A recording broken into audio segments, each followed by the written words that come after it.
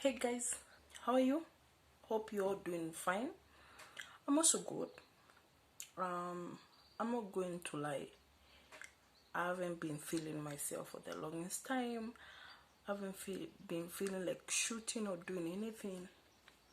But then the other day, just came across something and I was like, this is interesting. This would be nice for my viewers. So I'm going to share with you what I came across. Now, I used to write. I still think that I'm a pretty good writer, but okay, I'll be eating my dengu and rice. I think I'm a pretty good writer, but I feel the reason why I haven't been writing is because I've been doubting myself more than ever.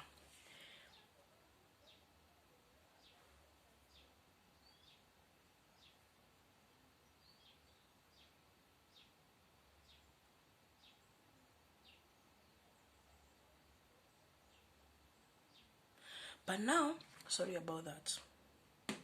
But now I came across one of those, high school and primary schools used to write composition. Kenyan guys, you know that. So I came, sijasoma tena, but you can see I got 32.5 out of 40, and my English teacher wrote good work. So I believe I wrote good. 32 out of 40, I did good. It's an imaginative composition, and it had an ending. Yeah, got it right. The ending was, actually, let me show you. Hapa mbele imeandikwa 32.5 out of 40, but turning on the other page, because there were two compositions out of 20 out of 20. I don't know if you can see. Come on. Yes, there. 17.5 out of 20. Written good, relevant, and lively. I was good. Anyway, the ending was, even after ruining my life, I decided to forgive, for life must move on. And thinking about it, it's true. Even after ruining our lives with all these things that happen in our lives, you know what? Forgive yourself, for life moves on. Forgive yourself, for life must move on. Anyway, let me read. Topic is life in mystery. Okay. So nitakuwa naangalia chini because that's what it is. I don't want, or should I? No, this looks weird. I'll get tired easily.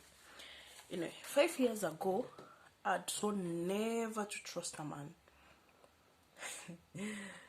Mind you, from 3. So, my beloved mother died after a fight with my dad. I remember vividly the incident that night. Mama Rosa, where is my food? Can you bring it on the table? My father shouted. He was as drunk as a fish. Oh man, we used to add these things.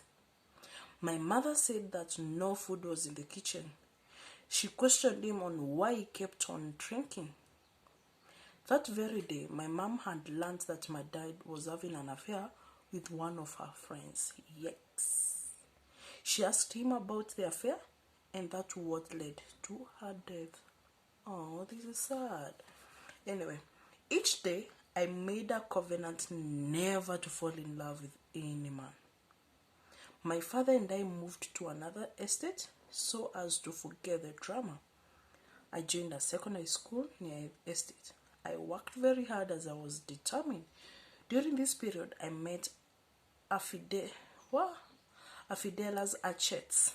I don't know what that means, but back then I knew what it meant. Whom I trusted a lot. I think I met a good person or something, maybe. yeah, I got a good friend. She encouraged me a lot, and I saw her as a benison from God. Benison blessing. She back in my father's abode, I used to watch television after I've had completed my assignment. That means in my father's house. Yeah. 4 years in secondary were over, and I moved to Nairobi to search for an occupation to do. After the results were announced, I joined Nairobi University, where I came to meet Yvonne, my craziest friend. They warmly well I don't know. Oh, she warmly welcomed me and showed me around the school. Days went on and months came. One day, as we were chatting, she asked, "By the way, Rosa, why don't you befriend the dudes in campus? Are you a friend of them or..." Before she could finish, I said, "Excuse me, I want to go to the ladies' room. May I?" I pardoned myself as I did not want to tell her the truth. Next page. This is catchy. One Tuesday evening, Yvonne asked me, "Rosa, dear, why do you usually avoid me?" I said, "I don't avoid you. It's only that I'm busy." I wrote it only. I'm busy. Busy? Then could you spare some time for a chat? She asked. I said, "Sure, why not?" "Okay." I asked you a question, but you refused to answer it. I asked again. "Why don't you have a male friend?" she asked.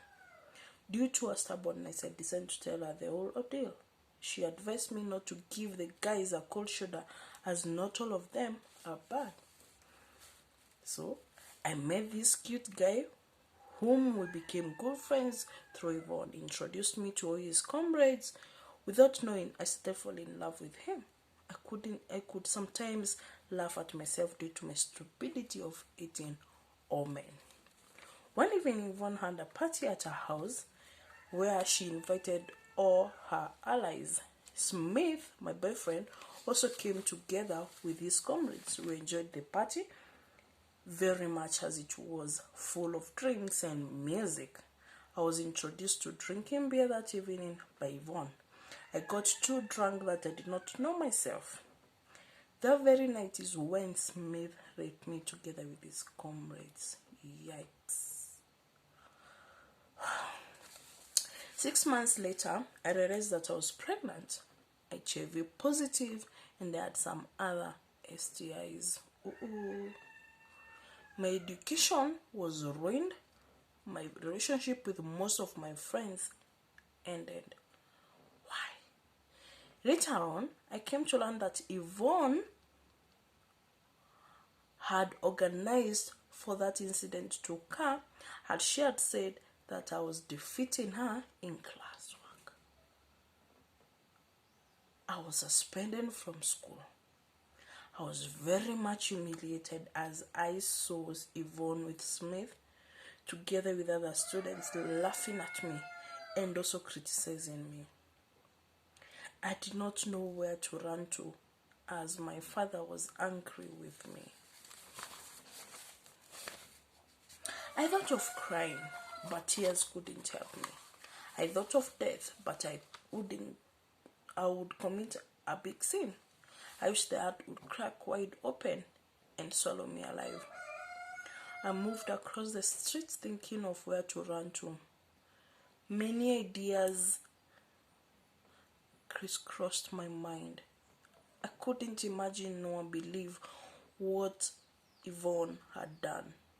But even after ruining my life, I decided to forgive, for life must move on. Oh, this is hard. I wish she could have continued to tell her story, because this is like most girls. I'm not saying most. Like, there's a girl in your life who has gone through almost similar experience, and it's hard thinking about it. It's I don't know. I'm feeling all these emotions. The fact that she was raped by someone she had trusted, her boyfriend who took advantage of her because she was drunk. That's a crime. You guys, you should watch. There's a documentary on Netflix about some I think college students or high school kids who, and they were football. Okay, we call them here in Kenya. We don't call it football. I think it's kind of rugby-ish game. And these were popular kids in this county, and they raped this young girl, and they were laughing about it. Yeah, and justice was done. Justice was served. They were sentenced to, I think, 2 years or something, or a year. I don't know.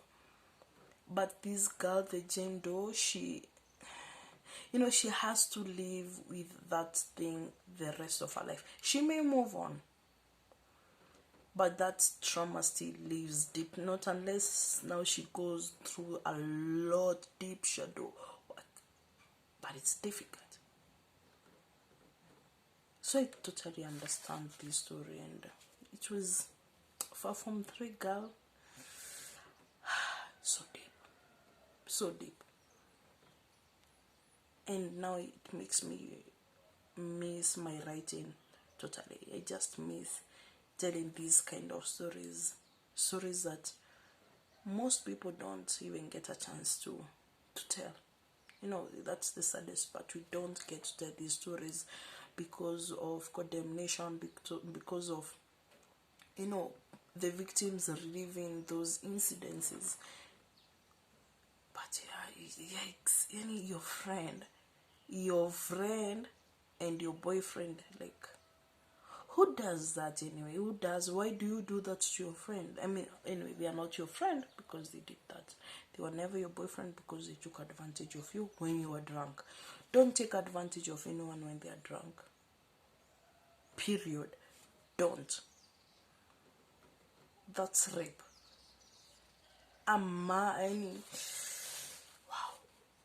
Wow, this is so intense. Yikes. Your life, it's like you're reliving your mom's pain, and then you have now your own pain, and then there's a child that you're going to bring in the world who will go through the same pain because of stigmatization, because of the pain, or I don't know. I really don't know. I'm conflicted with all these. Luckily, this story is just an imaginative one, but it makes you think.